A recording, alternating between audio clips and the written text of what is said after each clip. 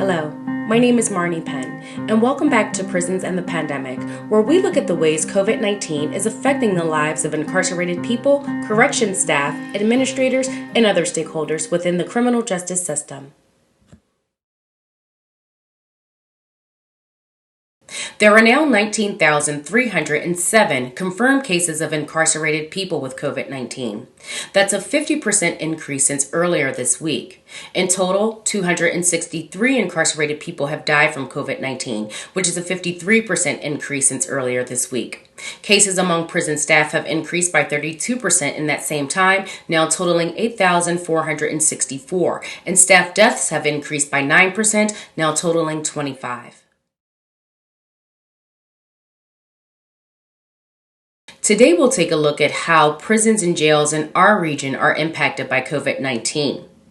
Last week, all 948 jail detainees at the Montgomery County Correctional Facility in Eagleville, Pennsylvania, were tested for COVID-19, and 177, or about 18% of the incarcerated population, tested positive for the virus.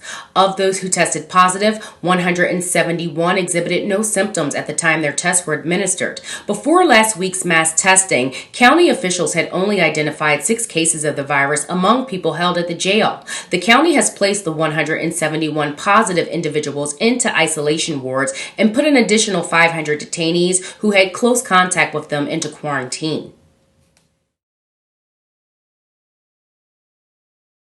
With 17 of the county's 29 cases, the State Correctional Institution at Huntington houses the most COVID-19 patients in Huntington County, Pennsylvania.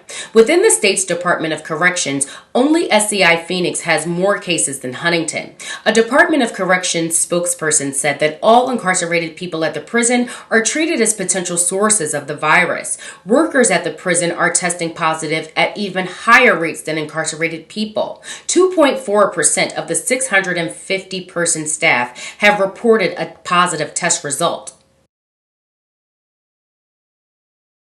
Have infection rates in prisons and jails changed in your area?